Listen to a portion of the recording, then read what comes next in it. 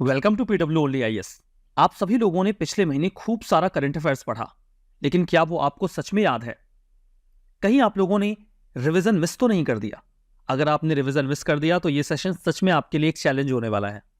और अगर आपने रिवीजन किया है तब भी आपको टेस्ट करना चाहिए कि आखिर याद कितना आ रहा है। ये सेशन है पिछले महीने के करंट अफेयर्स के ऊपर बेस्ड एमसीक्यूज का। पिछले महीने आपने जो कुछ भी करंट अफेयर्स पढ़ा है उसके बेसिस पर हम आपके सामने रैंडम एमसीक्यूज रखेंगे। क्वेश्चन आपके सामने आएगा, आपको अपना सही आंसर मार्क करना होगा थोड़े से समय में।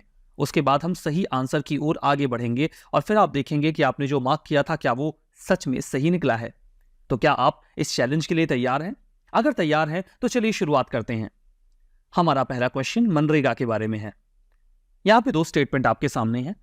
पहला स्टेटमेंट ये कहता है कि अंडर मनरेगा हर फाइनेंशियल ईयर में हर रूरल हाउस होल्ड के एडल्ट मेंबर को 100 दिनों का काम गारंटी किया जाता है। दूसरा स्टेटमेंट यह कहता है कि जब भी कोई व्यक्ति काम मांगेगा उसे विदिन 15 डेज काम मुहैया करवाया जाएगा, और अगर ऐसा ना किया जा सका तो उसे अनएम्प्लॉयमेंट अलाउंस दिया जाएगा। आप बताइए कौन सा है सही आंसर? आपके पास 4 ऑप्शंस हैं, 1 only, 2 only, both 1 and 2, neither 1 nor 2। सही आंसर मार्क करिए। अगर आपने सही आंसर मार्क कर लिया है तो चलिए अपने आंसर की ओर आगे बढ़ते हैं। ऑफ कोर्स यहां गिवन दो के दोनों ही स्टेटमेंट करेक्ट हैं। इसका कॉन्टेक्स्ट ये है कि एक पार्लियामेंट्री स्टैंडिंग कमेटी ने अभी हाल ही में ये कहा कि वो ये देखेंगे कि मनरेगा के एम्बिट में जो वेज डिस्पैरिटी है उसे कैसे एड्रेस किया जाए। आपको ऐसा महसूस हो सकता है कि मनरेगा के तहत सभी लोगों को इक्वल वेज दिया जाता है, बट ऐसा नहीं है। मनरेगा में वेज डिसाइड करने का अधिकार राज्यों के पास है, और यही कारण है कि अलग अलग राज्यों में मनरेगा के वेजेस अलग अलग हैं। सबसे ज्यादा वेज हरियाणा में दिया जाता है जो कि अराउंड 350 है। वहीं सबसे कम वेज मध्य प्रदेश में दिया जाता है जो कि अराउंड 250 है। और ये जो डिस्पैरिटी है ये काफी ज्यादा है, इसे एड्रेस करने की जरूरत है। मनरेगा को 2005 में शुरू किया गया था एक सोशल वेलफेयर प्रोग्राम के तहत, जो कि मिनिस्ट्री ऑफ रूरल डेवलपमेंट के एम्बिट में आता था। पहला स्टेटमेंट करेक्ट है 100 दिनों के काम की गारंटी के पर्सपेक्टिव से, और दूसरा स्टेटमेंट करेक्ट है क्योंकि अगर 15 दिनों में काम नहीं मिला तो मिलेगा अनएम्प्लॉयमेंट अलाउंस। ग्राम सभा को यह अधिकार होता है कि वो 50% जो भी काम इसके एम्बिट में होता है वो रिकमेंड कर सकते हैं। तो चलिए, ये पहला स्टेटमेंट और पहला क्वेश्चन तो हो गया। हमारा जो दूसरा क्वेश्चन है वो multi state cooperative societies amendment bill 2022 के बारे में है। आपके सामने इसके बारे में भी दो स्टेटमेंट्स हैं। पहला स्टेटमेंट ये है कि इसके एम्बिट में, यानी कि इस बिल के एम्बिट में ये प्रावधान किया गया है कि एक कोऑपरेटिव इलेक्शन अथॉरिटी को स्टैब्लिश किया जाएगा जो इन कोऑपरेटिव सोसाइटीज के लिए जो एक से ज्यादा स्टेट्स में है, यानी कि मल्टी स्टेट कोऑपरेटिव सोसाइटीज, उनके इलेक्शंस को कंडक्ट करेंगे और सुपरवाइज करेंगे। दूसरा स्टेटमेंट यह है कि यह बिल एक cooperative rehabilitation, reconstruction and development fund को स्टैब्लिश करने की बात करता है ताकि Sikh multi state cooperative societies को रिवाइव किया जा सके। आपको बताना है इन दोनों में से कौन सा स्टेटमेंट करेक्ट नहीं है, नॉट करेक्ट, आपको चूज करना है। बताइए कौन सा है सही जवाब। अपना सही जवाब अगर आपने चुन लिया हो तो हम आगे बढ़ें। यहां पर गिवन दो के दोनों ही स्टेटमेंट करेक्ट हैं। सिंस दो के दोनों ही स्टेटमेंट करेक्ट है और आपको नॉट करेक्ट बताना है तो आपका आंसर निकल के आएगा डी, यानी कि नीदर 1 नॉर 2। डी है सही जवाब। हाल ही में multi state cooperative societies amendment bill को पास किया गया लोकसभा में। Multi state cooperative societies act 2002 को इसके तहत अमेंड किया गया। कोऑपरेटिव सोसाइटीज क्या होती हैं? कोऑपरेटिव सोसाइटीज में कोऑपरेशन देखा जाता है किसी भी सेक्टर में। एग्जाम्पल के तौर पे कोई एक ऐसा व्यक्ति है जिसके पास 2 या 4 बफेलोज हैं और वो उनसे दूध निकालता है। हर दिन उसके पास 10 लीटर दूध होता है, लेकिन प्रॉब्लम ये है कि अगर वो उस दूध को बेचना चाहता है तो उसे उस दूध को बर्तन में लेकर खुद ही मार्केट जाना होगा। मार्केट में जाने के बाद वो किसी शॉप पर उस दूध को बेचेगा।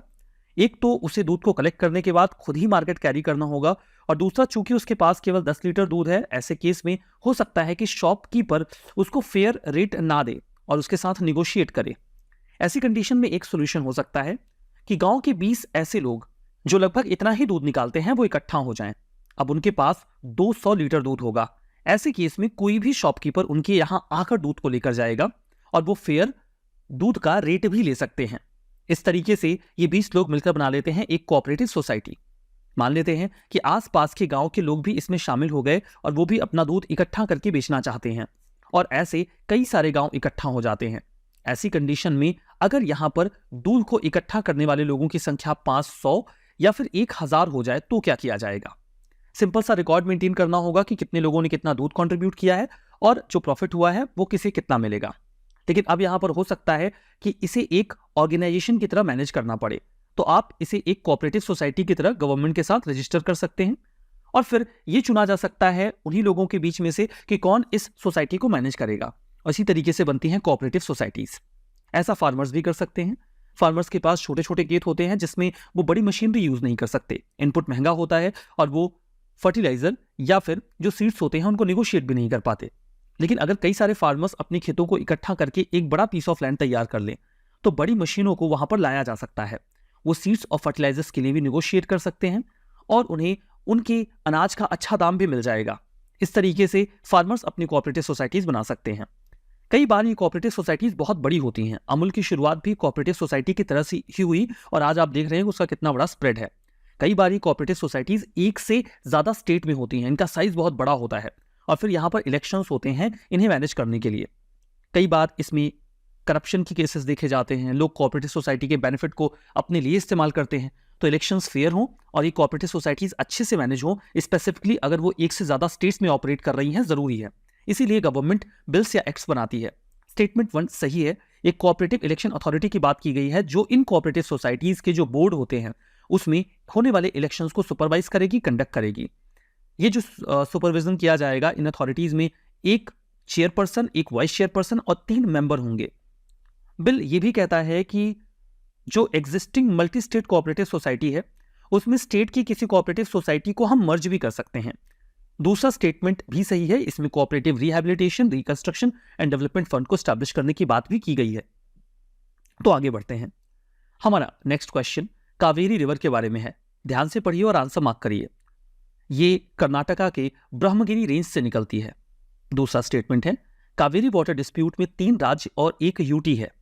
तीसरा स्टेटमेंट यह है कि कॉन्स्टिट्यूशन सुप्रीम कोर्ट को यह अथॉरिटी ग्रांट करता है कि अगर इन नदियों के पानी के यूज, डिस्ट्रीब्यूशन या फिर कंट्रोल को लेकर कोई डिस्प्यूट होता है तो सुप्रीम कोर्ट रिजॉल्व करेगा। आपको बताना है कौन सा स्टेटमेंट यहां पे करेक्ट है और कौन सा नहीं। अपना आंसर मार्क करिए। अगर आपने अपना आंसर मार्क कर लिया है तो मैं आपको बता देता हूं, इसका सही जवाब है बी, 1 and 2 ओनली। यहां पर तीसरा स्टेटमेंट इनकरेक्ट है क्योंकि सुप्रीम कोर्ट को यहां पर पार्लियामेंट, ये जो कॉन्स्टिट्यूशन है वो अथॉरिटी ग्रांट नहीं करता। रादर कॉन्स्टिट्यूशन पार्लियामेंट को यह अथॉरिटी ग्रांट करता है कि इंटरस्टेट वाटर डिस्प्यूट को वो रिजॉल्व करे।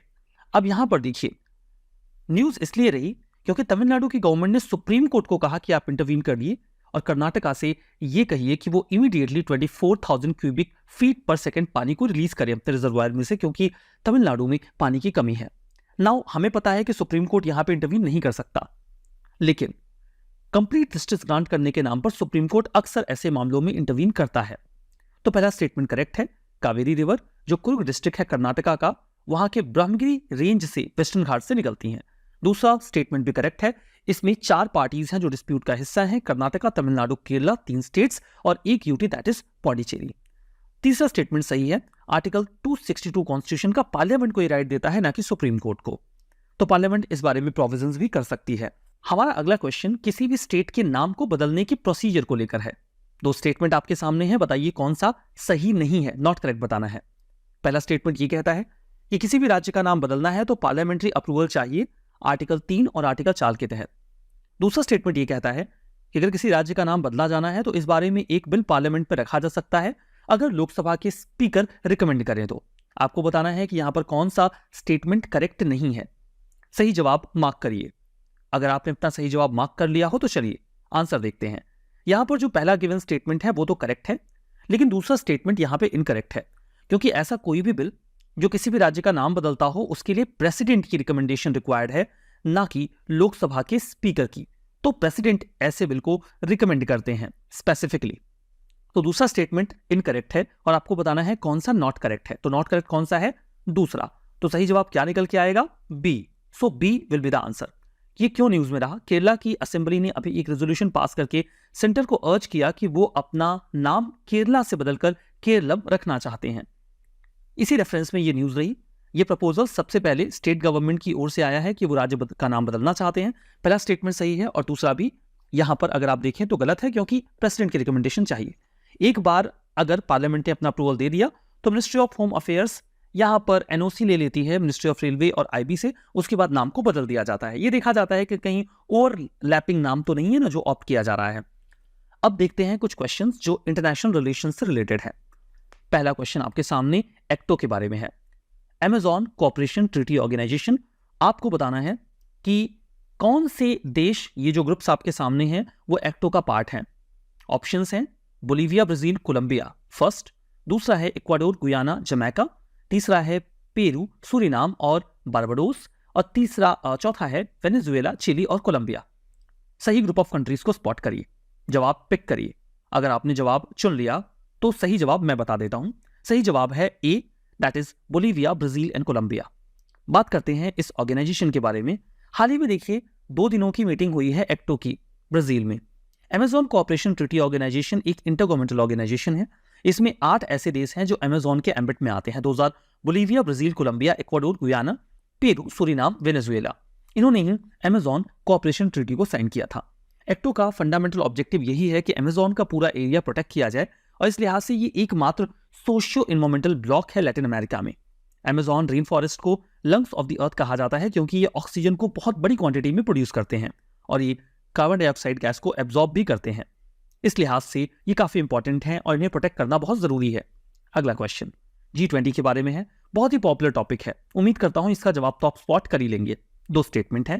पहला है कि G20 ग्रुप को ओरिजिनली फाइनेंस मिनिस्टर्स और सेंट्रल बैंक के गवर्नर्स के प्लेटफॉर्म के तौर पर बनाया गया था, जिसका ऑब्जेक्टिव इंटरनेशनल इकोनॉमिक और फाइनेंशियल इश्यूज को डिस्कस करना था। दूसरा स्टेटमेंट है कि G20 में ट्रोइका का प्रोविजन है, जिसमें 3 देश होते हैं। इसमें एक प्रीवियस, एक करंट और इनकमिंग प्रेसिडेंसीज वाली कंट्रीज होती हैं। बताइए कौन सा स्टेटमेंट सही है और कौन सा गलत। आपके सामने ऑप्शंस हैं 1 only, 2 only, both and neither 1 nor 2। सही जवाब अगर आपने स्पॉट कर लिया तो उम्मीद करता हूं आपने सही स्पॉट किया होगा। सी इसका करेक्ट आंसर है। 2 के दोनों ही गिवन स्टेटमेंट यहां पर करेक्ट है। इंडिया ने अभी न्यू दिल्ली में G20 की प्रेसिडेंसी के साथ इसकी जो समिट थी उसको कन्वीन किया सितंबर 9 और 10 को। इसमें टोटल 19 कंट्रीज और एक EU हुआ करता था। इसे 1999 में स्टैब्लिश किया गया था। दिल्ली में यहां पर अफ्रीकन यूनियन को भी इसका हिस्सा बना दिया गया, तो अब इसकी मेंबरशिप 21 हो गई है और अब ये G21 बन गया है। G20 दुनिया की 2/3 आबादी, 75% global trade, 85% world GDP cover करता है। इसमें 2 लेवल पे बातचीत होती है। पहले लेवल पे फाइनेंस मिनिस्टर्स और सेंट्रल बैंक के गवर्नर्स मिलते हैं, और दूसरा होता है Sherpa track. Sherpa track, actually में शेरपा कौन होता है? हर स्टेट G20 में निगोशिएशन के लिए, बातचीत के लिए अपनी ओर से एक रिप्रेजेंटेटिव डिक्लेयर करते हैं।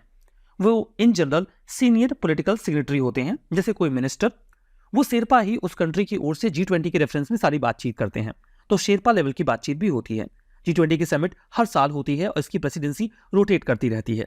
स्टेटमेंट 2 यहाँ पे करेक्ट है क्योंकि यहाँ पे ट्रोइका का प्रोविजन है ताकि पॉलिसीज में कंटिन्यूएशन देखने को मिले। इंडोनेशिया, इंडिया और ब्राजील प्रेजेंट ट्रोइका में है, जिसमें इंडिया के पास प्रेसिडेंसी है, इंडोनेशिया के पास इसके पहले थी, और हम इस प्रेसिडेंसी को पास ऑन करेंगे ब्राजील के लिए। तो ये तो क्वेश्चन था G20 के ऊपर। अगला सवाल, अगला क्वेश्चन ब्रिक्स के ऊपर है। 2 स्टेटमेंट है। पहला स्टेटमेंट कहता है कि पहली ब्रिक समिट रशिया में हुई थी 2009 में। दूसरा ये कहता है कि सऊदी अरेबिया, इथियोपिया और अर्जेंटीना ब्रिक्स के मेंबर बन चुके हैं और ये मेंबरशिप अगस्त 2023 से इफेक्टिव हो जाएगी। आपको बताना है कि यहां पर गिवन कौन सा स्टेटमेंट नॉट करेक्ट है। टॉपिक पढ़ा होगा तो याद ही आ गया होगा। बताइए सही जवाब। आपके सामने है 4 ऑप्शंस। उम्मीद करता हूं आपने अपना आंसर स्पॉट कर लिया। अगर आपने अपना आंसर चुन लिया है तो मैं बता देता हूं। यहां पर पहला स्टेटमेंट बिल्कुल साफ साफ सही है, इसमें कहीं कोई प्रॉब्लम नहीं है। दूसरा स्टेटमेंट भी ऑलमोस्ट सही है। अगर आप ये सोच रहे हैं कि यहां पर गिवन कोई कंट्री गलत है, तो ऐसा नहीं है। ये 3 की तीनों ही कंट्रीज के नाम करेक्ट हैं। प्रॉब्लम यहां पे अगस्त 2023 में है, ये 2024 से इफेक्टिव होंगे जनवरी में। तो ये इस डेट लाइन की वजह से स्टेटमेंट इनकरेक्ट हो जाता है और आपको इनकरेक्ट ही स्पॉट करना है। तो सही जवाब निकल के आएगा बी, यानी कि 2 only, and that's the answer here, B. BRICS यानी कि ब्राजील, रसिया, इंडिया, चाइना और साउथ अफ्रीका का ये ग्रुप है। इसकी मेंबरशिप पहले 5 हुआ करती थी, लेकिन इसे एक्सपेंड करके अब 11 किया जा रहा है। Saudi Arabia, Iran, UAE, Egypt, Ethiopia और अर्जेंटीना इसके नए मेंबर होंगे। पहला स्टेटमेंट तो सही है क्योंकि पहले ये ब्रिक हुआ करता था, साउथ अफ्रीका पार्ट नहीं था तो ब्रिक बोलते थे। इसकी पहली समिट तो 16 जून 2009 को हुई थी रशिया में। शुरुआत तो वैसे 2006 से ही हो गई थी, बट उस समय इसकी मीटिंग फॉर्मलाइज नहीं हुई थी। दूसरा स्टेटमेंट करेक्ट नहीं है। जो बाकी की कंट्रीज 6 ऐड हो रही हैं वो तो सही है, Saudi Arabia, Iran, UAE, Egypt, Ethiopia और अर्जेंटीना, लेकिन ये 1 जनवरी 2024 से इफेक्टिव होगा, ना कि अगस्त से। अगला क्वेश्चन आसियान के बारे में है। इस बार आसियान का जो मीटिंग हुआ, इंडिया आसियान की समिट हुई, उसका मोटो था one vision, one identity, one community. दूसरा स्टेटमेंट ये है कि आसियान की चेयरमैनशिप बाइनरी यानी कि हर 2 साल पे रोटेट करती रहती है अल्फाबेटिकल ऑर्डर में, इंग्लिश नेम के अकॉर्डिंग आसियान मेंबर स्टेट्स में। You tell me what is the correct answer. अगर आपने अपना सही जवाब चुन लिया तो मैं बताता हूं, यहां पर गिवन पहला स्टेटमेंट तो करेक्ट है लेकिन दूसरा इनकरेक्ट है, और आपने स्पॉट भी कर लिया होगा। ये जो चेयरमैनशिप है वो बाइनरी नहीं बल्कि एनुअली रोटेट करती है, हर साल ये चेयरमैनशिप रोटेट करती है, तो आपको सही जवाब बताना था। इस लिहाज से आंसर निकलेगा ए, यानी कि one only. So A is the answer. ASEAN, अभी देखिए इंडिया आसियान पूरा एक समिट हुआ है। इसी दौरान ईस्ट एशियन समिट भी पैरेलली हुआ था, जस्ट G20 के पहले हुआ था 6 और 7 अगस्त को। अब यहां पर यह बातचीत हुई कि जो इंडिया और आसियान के बीच में 2010 से ही एक फ्री ट्रेड एग्रीमेंट चल रहा है, उसे रिव्यू कर लिया जाए। AITIGA, ASEAN India trade in goods and agreement, in goods agreement. तो 1967 में थाईलैंड में बैंकॉक में जो लोकेशन है वहीं पर आसियान डिक्लेरेशन के साथ, जिसे हम बैंकॉक डिक्लेरेशन भी बोलते हैं, आसियान की शुरुआत हुई। ये पॉलिटिकल और इकोनॉमिक यूनियन है 10 मेंबर स्टेट का, शुरू में 5 थे, बाद में 5 और ऐड हुए। तो यहाँ पे पहला स्टेटमेंट करेक्ट है, दूसरा इनकरेक्ट है क्योंकि ये एनुअली रोटेट करता है, बाइनरी यानी कि 2 साल में एक बार नहीं। अगला question UN inter governmental negotiations framework के बारे में है। आपसे पूछा गया है कि कौन इसका पार्ट है। 4 पॉइंटर्स हैं, African union, G4 group, uniting for consensus group and Arab league. आपको बताना है कि यूएन इंटरगवर्नमेंटल निगोशिएशन फ्रेमवर्क का पार्ट कौन है। अगर आपने आयात थोड़ा बहुत पढ़ा है तो इस क्वेश्चन को सॉल्व करने में इतनी मुश्किल नहीं होनी चाहिए। पहले तो अपना आंसर स्पॉट करिए। अगर आपने अपना आंसर स्पॉट कर लिया तो चलिए पहले तो आपको यह पता होना चाहिए कि यूएन इंटरगवर्नमेंटल निगोशिएशन फ्रेमवर्क क्या है। मैं ये मान लेता हूं कि आपको ये नहीं पता है। अगर आपको ये नहीं भी पता है तो आपको ये पता होना चाहिए कि G4 ग्रुप क्या है। G4 4 देशों का ऐसा ग्रुप है जो कि यूनाइटेड नेशंस के सिक्योरिटी काउंसिल में परमानेंट मेंबरशिप मांगते हैं। यूनाइटिंग फॉर कंसेंसस ग्रुप भी ऐसा ही ग्रुप है और अरब लीग भी ऐसा ही ग्रुप है और अफ्रीकन यूनियन भी इसकी डिमांड कर रहा है। तो आप इन चारों ग्रुप्स में एक सिमिलरिटी देख सकते हैं कि 4 के चारों ही ऐसे ग्रुप हैं जो कि यूनाइटेड नेशंस के सिक्योरिटी काउंसिल में परमानेंट मेंबरशिप के लिए निगोशिएट कर रहे हैं, और यही है यूएन इंटरगवर्नमेंटल निगोशिएशंस फ्रेमवर्क।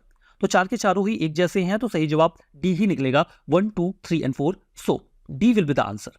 यहाँ पे डी आंसर बताया गया है।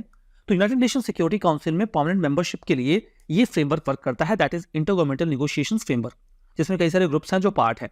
तो अफ्रीकन यूनियन, G4 नेशंस में इंडिया, ब्राजील, जापान और जर्मनी है। यूनाइटिंग फॉर कंसेंसस ग्रुप है, L39 ग्रुप है डेवलपिंग कंट्रीज का। यहाँ पे 39 कंट्रीज नहीं है, L39 डॉक्यूमेंट का नाम है, इसीलिए इसे L39 बोलते हैं। अरब लीग है और कैरेबियन कम्युनिटी भी है। ये सभी लोग डिमांड कर रहे हैं कि इन्हें परमानेंट मेंबरशिप दे दी जाए। इनफैक्ट ये सिक्योरिटी काउंसिल का ओवरऑल एक्सपेंशन डिमांड करते हैं। चलिए आगे बढ़ते हैं। जो अगला पार्ट है वो इकोनॉमी का है, तो यहाँ पर इकोनॉमी के क्वेश्चंस आपके सामने होंगे। यहाँ पर पहला जो क्वेश्चन है इसमें 2 स्टेटमेंट सिंपली आपके सामने हैं।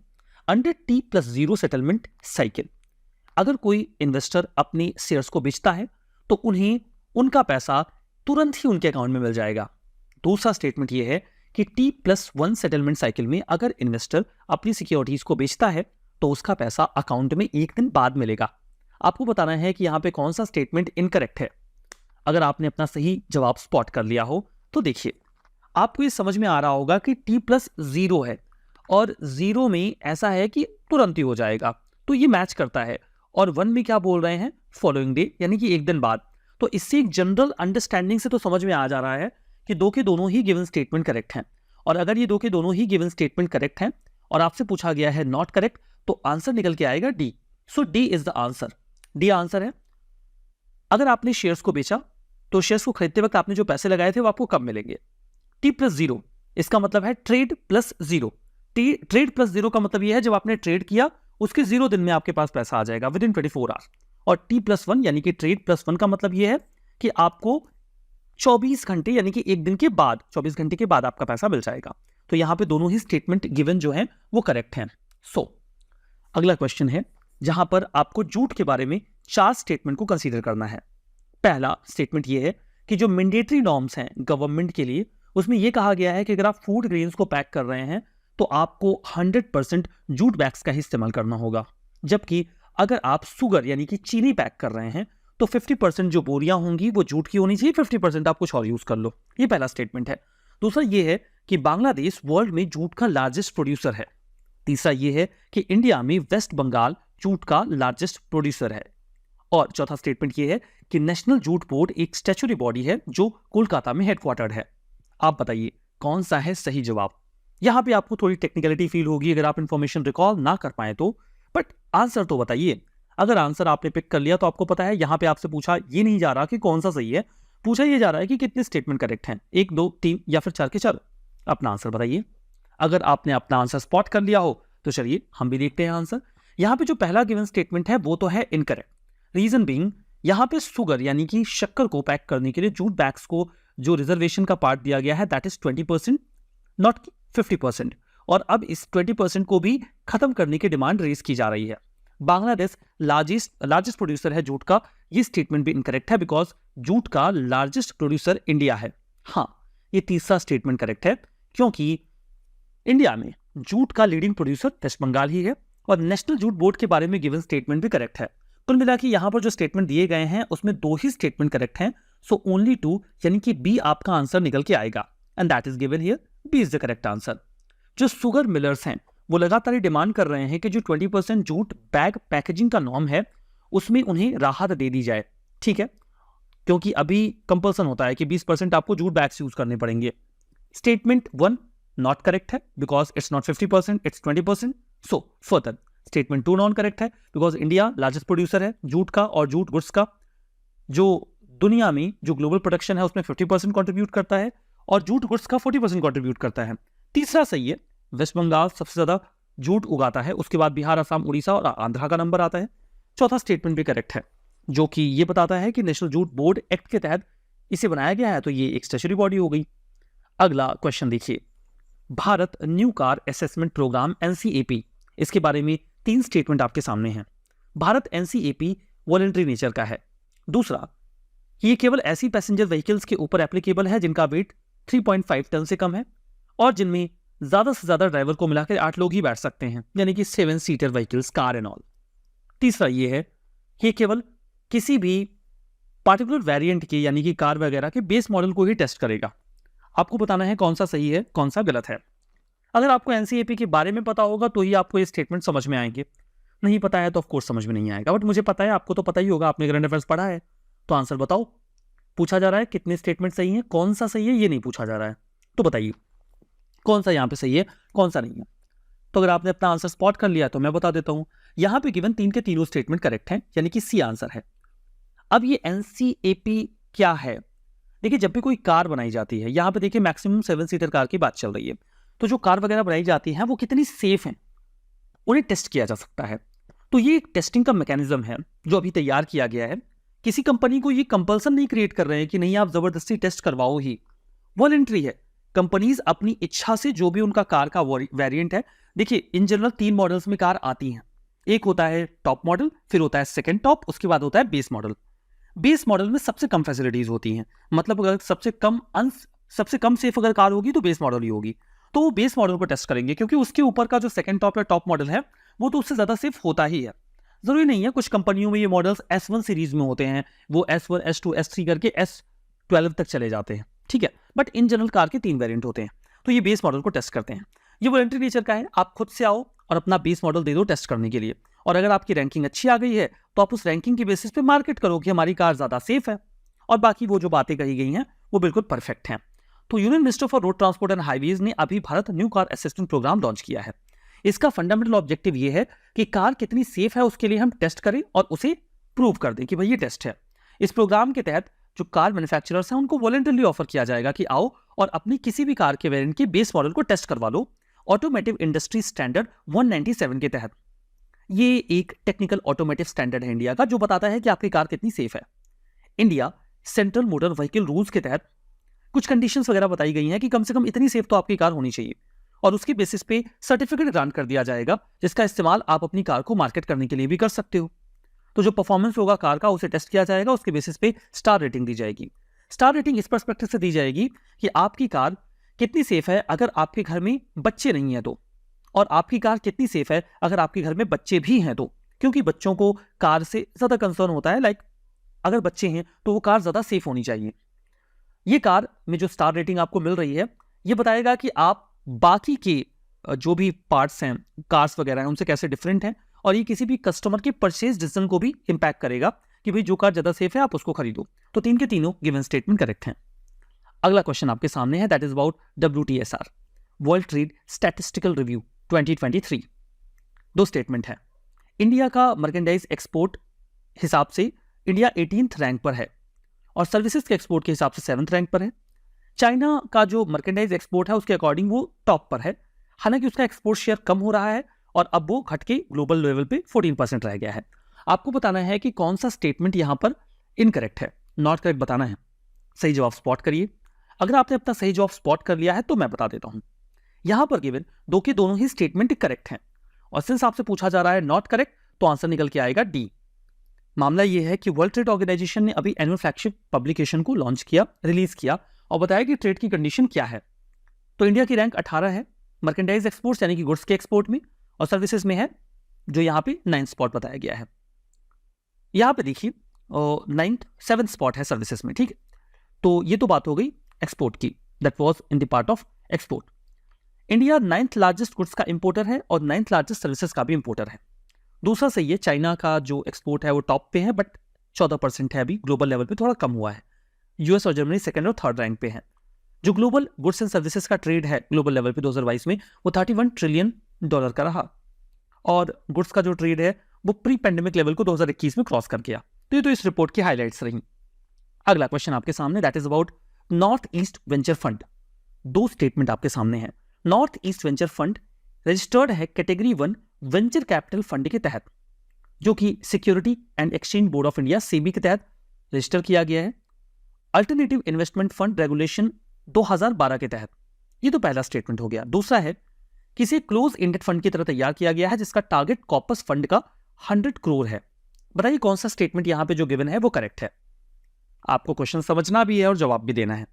अगर आपने अपना जवाब स्पॉट कर लिया है तो मैं बताऊंगा, मैं बता देता हूं। देखिए सबसे पहले तो वेंचर क्या होता है। वेंचर कोई भी ऐसी नई शुरुआत होती है जो थोड़ी रिस्की हो, मतलब आप इस बात को लेकर श्योर ना हो ये सक्सेसफुल होगा ही। कोई भी नया प्रोजेक्ट आपने लॉन्च किया है and you are not sure whether this project will be successful और नॉट बिकॉज इट्स रिस्की, तो आप उसे वेंचर कहेंगे कि आपने नया वेंचर शुरू किया है, मतलब थोड़ा रिस्की है, you don't know whether it will be successful और नॉट। नॉर्थ ईस्ट में अगर हम कोई भी प्रोजेक्ट लॉन्च कर रहे हैं तो ऑफ कोर्स थोड़ा रिस्की होगा। इंफ्रा की कमी है, डिस्टेंट एरिया है, और वहां पे जो इकोनॉमिक लेवल है वो भी डाउन है, तो वहां पे जो भी आप वेंचर लेके जाओगे वो रिस्की तो होगा। अब यहाँ पे कैटेगरी 1 वेंचर तैयार किया गया है। यहाँ पे पहले तो मैं आंसर बता देता हूं, दो के दोनों ही गिवन स्टेटमेंट करेक्ट हैं, तो सही आंसर तो निकल के आएगा सी। अब यहाँ पे ये है कि ये कैटेगरी 1 का वेंचर कैपिटल फंड है, इसका क्या मतलब है, और ये क्लोज्ड एंडेड फंड है, इसका क्या मतलब है। अगर कोई भी कैपिटल फंड कैटेगरी 1 का होता है तो कैटेगरी 1 का होने का बिल्कुल साफ मतलब है कि यहां पर आप small and medium enterprise, startup और न्यू इकोनॉमिकली वाइबल कॉर्पोरेशंस में इन्वेस्ट कर सकते हो। स्टार्टअप वगैरह में अगर इन्वेस्ट करना है तो कैटेगरी 1 का वेंचर कैपिटल फंड होना चाहिए। और यहाँ पे जो दूसरा स्टेटमेंट कहता है कि क्लोज एंडेड फंड है, इसका मतलब ये है कि हमने अमाउंट तय कर लिया कि देखो हमको इतना पैसा चाहिए तो हम इन्वेस्टर से इतना लेंगे इस फंड में। जब उतना पैसा मिल जाएगा तो ये फंड की जो ओपनिंग है वो बंद हो जाएगी, अब आप पैसे इसमें और नहीं लगा सकते, ठीक है। तो 100 करोड़ का कॉर्पस है, इसके बाद इतने पैसे इकट्ठा हो गए तो फिर अब और पैसे नहीं लिए जाएंगे। That's the meaning of close ended fund. चलिए आगे बढ़ते हैं, एनवायरमेंट एंड ज्योग्राफी के क्वेश्चंस देखते हैं। ऑल इंडिया टाइगर एस्टिमेशन 2022, दो स्टेटमेंट है। कर्नाटका में सबसे ज्यादा टाइगर्स हैं। सेंट्रल इंडिया, शिवालिक हिल्स और गैंगेटिक प्लेन्स में टाइगर की पॉपुलेशन में इंक्रीज हुई है। बताना है नॉट करेक्ट। ध्यान दीजिएगा दोनों स्टेटमेंट में कौन सा सही नहीं है। ऑप्शंस वही है, 1 only, 2 only, both and neither. बताइए सही जवाब बता दिया आपने, स्पॉट कर लिया तो आंसर बताता हूं। कर्नाटका में मैक्सिमम नंबर टाइगर्स का नहीं है। अब ये मैक्सिमम नंबर कहां पे है, मिनिमम नंबर कहां से है, स्टेट्स में अगर ये डेटा आपके सामने रखा जा रहा है तो क्या यूपीएससी ये सब पूछती है क्या? हाँ जी पूछती है। यूपीएससी ने प्रीवियस ईयर में पूछा हुआ है और कर्नाटका के बारे में ही ये सवाल था। एक्चुअली में यूपीएससी ने ये कहा था, स्टेटमेंट दिया था कि सबसे ज्यादा एलिफेंट्स जो हैं वो केरला में पाए जाते हैं। ये स्टेटमेंट था यूपीएससी का और ये गलत था क्योंकि सबसे ज्यादा एलिफेंट्स कर्नाटका में पाए जाते हैं। लेकिन कर्नाटका में सबसे ज्यादा टाइगर्स नहीं पाए जाते। टाइगर्स तो सबसे ज्यादा एमपी में पाए जाते हैं, यानी कि मध्य प्रदेश में। तो ये पहला स्टेटमेंट तो इनकरेक्ट हो गया, दूसरा वाला सही है। तो सही जवाब क्या निकल के आएगा? इनकरेक्ट पूछा है, नॉट करेक्ट, तो ए आंसर निकलेगा, one only. So one only is the answer. अभी हाल ही में 2022 का टाइगर सेंसस पब्लिश किया गया और ये बताया गया कि टाइगर की पॉपुलेशन जो 2018 में 2967 थी, वो 2022 में बढ़ के 3682 पहुंच चुकी है। दुनिया के 75% टाइगर की पॉपुलेशन इंडिया में है। पहला स्टेटमेंट करेक्ट नहीं है क्योंकि मैक्सिमम नंबर मध्य प्रदेश में है, उसके बाद Karnataka, then Uttarakhand, then Maharashtra. Karnataka second number पे है, वहां पे फर्स्ट बताया गया था। टाइगर रिजर्व में सबसे ज्यादा टाइगर आपको जिम कॉर्बेट नेशनल पार्क में मिलेगा, 260, देन बंदीपुर 150, नागरहोल 141, बांधवगढ़ 135, दुधवा 135, मुदुमराई 114 एंड कान्हा 105। दूसरा स्टेटमेंट ऑफ कोर्स सही है। अगला क्वेश्चन देखिए, बायोडायवर्सिटी हेरिटेज साइट के बारे में आपके सामने 3 स्टेटमेंट है, आपको बताना है कौन सा सही है। जो सेक्शन 37 है बायोलॉजिकल डाइवर्सिटी एक्ट ऑफ 2002 का, उसके तहत स्टेट गवर्नमेंट लोकल बॉडीज के साथ कंसल्ट करके किसी भी बायोडाइवर्सिटी वाले इंपॉर्टेंट एरिया को BHS यानी कि बायोडाइवर्सिटी हेरिटेज साइट डिक्लेयर कर सकती है। दूसरा यह है कि 2007 में नल्लूर टमरिंड ग्रूव जो कर्नाटका के बेंगलुरु में है, वो इंडिया का पहला BHS बना। और दूसरा यह है कि हाई एंडेमिज्म मतलब कुछ ऐसी पौधों की या जानवरों की प्रजातियां जो केवल उसी जगह पे पाई जाती हैं, ये एक स्पेसिफिक फीचर होता है किसी भी एरिया को BHS डिक्लेयर करने के लिए। बताइए कौन सा स्टेटमेंट यहाँ पे करेक्ट है और कौन सा है इनकरेक्ट। सही जवाब स्पॉट करिए, ये नहीं बताना कौन सा सही है, सिर्फ इतना बताना है कि कितने सही हैं। सही जवाब अगर आपने स्पॉट कर लिया है तो मैं बताऊंगा गिवन 3 के तीनों ही स्टेटमेंट करेक्ट हैं। So all the 3 statements are correct, C is the option. यहां पे देखिए, गवर्नमेंट उड़ीसा ने अभी हाल ही में मंसूरू हिल्स, ठीक है, मंसूरू हिल्स, महेंद्रगिरी हिल्स और गंधमर्दन हिल्स, इन सभी लोगों को, अगर मैं इसको सही प्रोनाउंसिएट कर रहा हूं तो ठीक है, तो BHS डिक्लेयर किया है।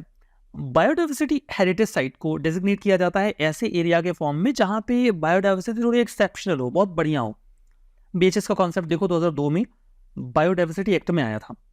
सेक्शन 37 वाली बात सही है स्टेटमेंट 1 की, स्टेटमेंट 2 वाला भी सही है, क्योंकि जो नल्लूर का टैमरिंड ग्रूव था वो पहला था BHS जो 2007 में बनाया गया था। बाकी हाई एंडेमिज्म भी मैंने बता ही दिया है।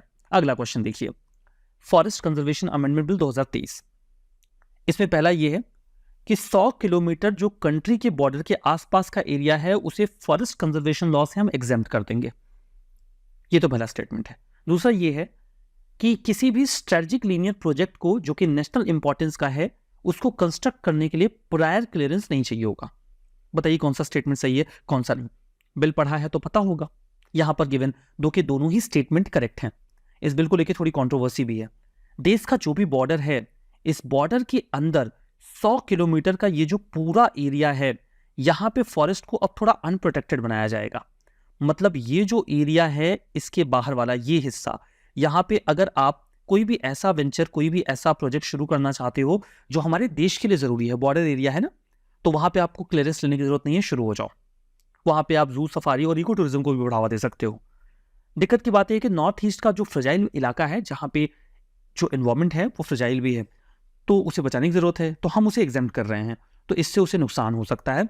इस बात को लेकर थोड़ी डिबेट भी है, बट कई बार जरूरी भी लगता है, बिकॉज अगर हमें अपने बॉर्डर को सिक्योर करना है तो हमें बॉर्डर इंफ्रा स्ट्रॉन्ग करना होगा, और बॉर्डर का इंफ्रा हमारा काफी कमजोर है, और उसमें अगर ये एनवायरमेंटल लॉज आड़े आएंगे तो मुश्किल होगी। तो दोनों डायमेंशंस बनते हैं, बट हाँ, एनवायरमेंट को बचाना भी तो जरूरी ही है। चलिए अगला क्वेश्चन देखते हैं। अगले क्वेश्चन में हमारे सामने 3 नेशनल पार्क, उनकी लोकेशन है, आपको बताना है कौन सा करेक्टली मैच्ड नहीं है। Kuno national park MP, Bannerghatta national park Tamil Nadu, great Himalaya national park Jammu and Kashmir. बताइए कौन सा मैच नहीं है। ऑप्शंस आपके सामने हैं। सही जवाब अगर आपने स्पॉट कर लिया तो मैं बताऊंगा। सही जवाब है B 2 and 3 ओनली, मतलब ये दोनों करेक्टली मैच्ड नहीं है। अगर ये करेक्टली मैच नहीं है तो करेक्ट है क्या? बनेरघट्टा नेशनल पार्क कर्नाटका में है और great Himalaya national park Himachal Pradesh में है।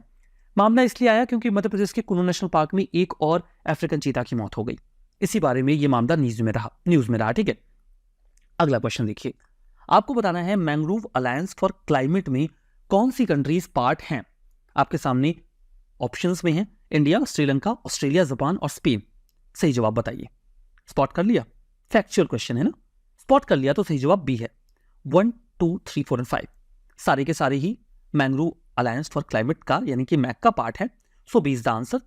हाल ही में international day for conservation of mangrove ecosystem observe किया गया जुलाई 26 को। पिछले महीने का करंट अफेयर्स है तो जुलाई 26 इज ओके। तो जो मैक है ये यूएई और इंडोनेशिया ने शुरू किया था मैंग्रोव को बचाने के लिए, बाद में India, Sri Lanka, Australia, Japan, Spain ने ज्वाइन किया। बताते हैं कि मैंग्रोव कितनी इंपॉर्टेंट है। ये आपको सब ट्रॉपिकल एरिया में 25 डिग्री नॉर्थ एंड साउथ के बीच में मिलते हैं। यहाँ पे जो मैंग्रोव्स होते हैं उनके पास खारे पानी में एक्सट्रीम कंडीशन में सर्वाइव करने की कैपेबिलिटी होती है। ये इंटरटाइडल जोन में ट्रांजिशनल फेज में होते हैं, मतलब जहाँ पे लहरें जमीन को टकराती हैं वहीं पर ये मैंग्रोव्स होते हैं। तो ये पानी की स्पीड को कम करते हैं, कोस्टल एरिया को बचाते हैं, ये इनकी खास बात है और इन्हें बचाना हमारे SDG 14 और 15 का भी पार्ट है। चलिए अगले पार्ट में देखते हैं जो कि साइंस एंड टेक का है। साइंस एंड टेक के क्वेश्चंस में देखते हैं कि आपने कितना पढ़ा हुआ है। चंद्रयान 3 इंडिया का थर्ड लूनर मिशन है। सेकंड अटेम्प्ट है चांद के सरफेस पे सॉफ्ट लैंडिंग का। चंद्रयान 2 पार्शियली फेल हो गया क्योंकि हमारा लैंडर उतर नहीं पाया और क्रैश लैंडिंग हुई तो हम सॉफ्ट लैंडिंग मून पे नहीं कर पाए थे। आपने बताना है कि कौन सा स्टेटमेंट नॉट करेक्ट है। मुझे लगता है कि ये आपके लिए आसान सवाल रहा होगा क्योंकि चंद्रयान वाला मामला तो बड़ा हाईलाइटेड है और आप सबने घुस घुस के उसको पढ़ लिया होगा। सही जवाब ये है कि दो के दोनों गिवन स्टेटमेंट करेक्ट हैं, लेकिन नॉट करेक्ट पूछा है तो आंसर डी निकलेगा। So D is the answer. Facts बड़े नोन हैं। श्रीहरिकोटा से LVM-3 रॉकेट से हमने यहाँ पे अपना चंद्रयान 3 लॉन्च किया। ये थर्ड लूनर मिशन था हमारा और सेकंड अटेम्प्ट था सॉफ्ट लैंडिंग का। हम सक्सेसफुल रहे और ऐसा करते हुए हम दुनिया के चौथे ऐसे देश बन गए जिन्होंने चांद पर सॉफ्ट लैंडिंग की और हम दुनिया का पहला ऐसा देश बन चुके हैं जिसने चांद के सदर्न पोल पर लैंडिंग करी है। 2019 में चंद्रयान 2 भेजा था, क्रैश लैंड हुआ था तो वो अटेम्प्ट अनसक्सेसफुल रहा था। चंद्रयान 3 का ऑब्जेक्टिव है, सबसे पहला ऑब्जेक्टिव तो ये था कि सेफ और सॉफ्ट लैंडिंग की जाए लूनर सरफेस पे। फिर दूसरा ये था कि जो रोवर है वो मून पर रोव करे और फिर हम इन सिटू साइंटिफिक एक्सपेरिमेंट करें। अच्छा अजीब लग रहा है ना, सेफ और सॉफ्ट लैंडिंग हमारा पहला ऑब्जेक्टिव था। कितना सिंपल सा है, मतलब उसके बिना तो कोई काम शुरू नहीं होगा ना। यूपीएससी की तैयारी में भी ऐसा ही होता है। आप जब यहां पर आते हो तो आप बड़ी बड़ी प्लानिंग कर लेते हो, लेकिन सबसे बेसिक ऑब्जेक्टिव क्या होता है जब आप तैयारी में घुसते हो तो, और वो बेसिक ऑब्जेक्टिव ये है कि आपका सिलेबस पूरा होना चाहिए। हाँ, सिलेबस पूरा हो जाने से आपका सिलेक्शन नहीं होगा, लेकिन वो तो बेसिक है ना। अगर सिलेबस भी कंप्लीट नहीं हुआ तो फिर आप कैसे आगे की तैयारी करोगे, कैसे आंसर राइटिंग करोगे, कैसे प्रैक्टिस करोगे, कैसे अपनी तैयारी को लेयर अप करोगे। जैसे यहां पर सबसे बेसिक ऑब्जेक्टिव क्या था, सॉफ्ट लैंडिंग करेंगे और सेफ लैंडिंग करेंगे। सेफ और सॉफ्ट लैंडिंग कर लेंगे उसके बाद तो काम हो ही जाएगा। सिमिलरली यूपीएससी के प्रिपरेशन में एक बहुत ही बेसिक ऑब्जेक्टिव होता है यूपीएससी का सिलेबस कंप्लीट करना। हल्के मत लीजिएगा, सिलेबस को सीरियसली कंप्लीट करिएगा। उससे सिलेक्शन तो नहीं होगा, लेकिन उसके बिना तो कदाचित नहीं होगा, तो वो जरूरी पार्ट है। ये एक लर्निंग है जो आपको चंद्रयान 3 मिशन देता है। अगला क्वेश्चन देखिए, जीन एडिटेड मस्टर्ड के बारे में 2 स्टेटमेंट है। जीन एडिटेड मस्टर्ड लेस पुंजेंट होता है, यानी कि कम तीखा होता है नॉर्मल मस्टर्ड की तुलना में, क्योंकि यहाँ पे ग्लूकोसिनोलेट्स की मात्रा कम होती, हाई होती है। ठीक है, जो नॉर्मल मस्टर्ड होता है उसमें हाई होती है, ये जीन एडिटेड मस्टर्ड में कम होती है। इसी क्रिस्पर Cas9 टेक्निक का इस्तेमाल करके बनाया गया है और बताना है कौन सा स्टेटमेंट सही है। आंसर स्पॉट करिए। स्पॉट कर लिया है तो मैं बताता हूं, दो की दोनों ही स्टेटमेंट करेक्ट हैं, both 1 and 2 are correct. First ever low pungent mustard को अभी डेवलप किया इंडियन साइंटिस्ट ने, तो स्टेटमेंट 2 तो करेक्ट है। क्रिस्पर Cas9 टेक्निक का इस्तेमाल किया गया है। Cas9 एक एंजाइम है जो मॉलिक्यूलर सीजर की तरह काम करता है। वो जाता है किसी भी RNA मॉलिक्यूल्स उसको गाइड करते हैं और ये डीएनए सीक्वेंसिंग को काट के वहां पे नया डीएनए ऐड कर देता है। इससे जीन एडिट हो जाता है, जीन को एडिट कर देता है, तो क्रिस्पर Cas9 का इस्तेमाल होता है। तो पहला स्टेटमेंट भी करेक्ट है। आपके सामने नेक्स्ट क्वेश्चन में 4 लूनर मिशन और उनकी कंट्रीज है। आपको सही पेयर मैच बताना है। चेंग 5 चाइना का, चंद्रयान 3 इंडिया का, बेयरशीट स्पेन का और लूना 25 रशिया का। आपको बताना है कौन से पेयर सही हैं। यहां पे कितने पेयर सही हैं ये बताना है, कौन सा नहीं बताना। तो एक तो आपको समझ में आ रहा है, ये चंद्रयान 3 तो अपना है, तो ये तो करेक्ट ही है। चेंगी नाम से समझ में आ रहा है चाइना का, ये सही है। लूना वाला तो बहुत हाईलाइटेड था, न्यूज में आप सबने पढ़ रखा था। ठीक है, वो चाइना हमसे कंपीट कर रहा था, चाइना का क्रैश हो गया, मुश्किल हो गई, हमारा हो गया, तो 3 तो आपने पता ही है। अभी बेयरशीट है कि नहीं है, इसी पे सारा मामला फंसता है। पता है तो आंसर निकलेगा, नहीं पता है तो नहीं निकलेगा। चलिए, जो ये बेयरशीट है ये स्पेन का नहीं है। स्पेन अभी कहाँ इतना एक्टिव है लूनर मिशन में, तो ये गलत है। ये एक्चुअली में इजराइल का है। तो यहाँ पे ये वाला जब खत्म होगा तो 3 जो पेयर्स हैं वो सही हैं, तो ये सी हमारा आंसर है। सो सी इज द आंसर। और ये इजराइल का फर्स्ट लूनर मिशन था, ये तीसरा वाला, तो ये तो फिर मामला एकदम साफ ही है। अगला क्वेश्चन है ट्यूबरकुलोसिस के बारे में। पहला स्टेटमेंट यह है कि बेटाकुलिन एक दवा है जिसका इस्तेमाल ड्रग रेजिस्टेंट टीबी में किया जाता है। दूसरा यह है कि दुनिया की 1/3 पॉपुलेशन के पास लैटेंट टीबी है, मतलब टीबी का एंजाइम है, टीबी की बीमारी आपके अंदर है, लेकिन तब तक एक्टिव नहीं है जब तक आपकी इम्यूनिटी स्ट्रांग है। जैसे ही आपकी इम्यूनिटी वीक होगी ये एक्टिव हो जाएगा। बताना है कौन सा स्टेटमेंट सही है कौन सा गलत है। वही पहला मतलब दो के दोनों स्टेटमेंट करेक्ट हैं, सही एक्सप्लेनेशन है, दैट्स द इशू। सही जवाब स्पॉट करिए। सही आंसर अगर आपने स्पॉट कर लिया है तो मैं बताऊंगा। यहां पे दो के दोनों ही गिवन स्टेटमेंट करेक्ट हैं। So both are correct, but statement 2 statement 1 को एक्सप्लेन नहीं करता, तो B will be the answer. B is the answer. बेटाकुलिन का इस्तेमाल किया जाता है जब टीबी में आप अपनी दवा मिस कर देते हो, तो जो टीबी है वो रेजिस्टेंट हो जाता है, फिर दवाई काम नहीं करती, तब बेटाकुलिन का इस्तेमाल किया जाता है। ये उन बैक्टीरियाज को टारगेट करता है जो टीबी कॉज करते हैं, इससे ये ड्रग रेजिस्टेंट टीबी में काफी कारगर है। हर साल आधी मिलियन ऐसी पॉपुलेशन है जो ड्रग रेजिस्टेंट टीबी का शिकार है। 10.4 मिलियन लोग ऐसे हैं जिनके पास ड्रग सेंसिटिव टीबी है, तो बड़ी मुश्किल है। दूसरा स्टेटमेंट करेक्ट है, दुनिया की 1/3 पॉपुलेशन के पास लैटेंट टीबी है। जब तक इम्यूनिटी अच्छी है टीबी वर्क नहीं करेगी, जैसे ही इम्यूनिटी खराब होगी ये शुरू हो जाएगा। टीबी एक बैक्टीरियम से होता है, बैक्टीरिया से, जिसका नाम माइकोबैक्टीरियम ट्यूबरकुलोसिस है। ये एक पर्सन से दूसरे पर्सन के तक बाई एयर पहुंच सकता है। कोई जिसको टीबी है वो कफ करे, स्नीच करे, स्पिट करे, तो टीबी जम्स आप में आ सकते हैं, मुश्किल हो जाएगी। अगर ऐसा होता है तो आपको बचना तो होगा। Last part and the last question, society and social justice. Try करिएगा इसको। जल जीवन मिशन 2 स्टेटमेंट है। इसके तहत हमने 55 लीटर पानी का वादा किया पर person per day every rural house hold. इसके लिए हम टैप कनेक्शन देंगे 2024 तक। दूसरा स्टेटमेंट यह है कि इस फंड में जो शेयरिंग पैटर्न है पैसे लगाने का इस पूरे प्रोजेक्ट में, हिमालयन और नॉर्थ ईस्टर्न स्टेट के लिए 90% एंड 10% का है, बाकी स्टेट्स के लिए 50-50 और यूटीज के लिए 100%। बताइए कौन सा स्टेटमेंट सही है। सही आंसर स्पॉट करिए। उम्मीद है आपने कर लिया होगा। सही आंसर है सी, दो के दोनों गिवन स्टेटमेंट करेक्ट हैं। IIM बैंगलोर की स्टडी ने बताया कि इस पूरे मिशन से 2.82 करोड़ जॉब क्रिएट होने की पॉसिबिलिटी है, जिसमें से 50 लाख जॉब, 60 लाख जॉब तो डायरेक्टली क्रिएट होंगी और अराउंड 2.2 करोड़ जो जॉब्स हैं वो इनडायरेक्टली क्रिएट होंगी जल जीवन मिशन से। तो ये उनका ऑब्जर्वेशन है। पहला स्टेटमेंट करेक्ट है, दूसरा भी करेक्ट है। इससे उन्हें सेफ ड्रिंकिंग वाटर मिल पाएगा और गाँवों वगैरह में भी पानी बहुत खराब है, कई सारे लोगों के पास है भी नहीं, और जिनके पास है उसकी क्वालिटी अच्छी नहीं है। तो जो JJM का पूरा प्रोजेक्ट है, इसे पानी समितियां जो हैं वो मैनेज करेंगी, वो प्लान वगैरह बना के इंप्लीमेंट करेंगी, मैनेज वगैरह करेंगी। तो ये तो पूरा सेशन है। आप मुझे ये बताइएगा कि जितने भी क्वेश्चंस पूछे गए आपका परफॉर्मेंस कैसा रहा।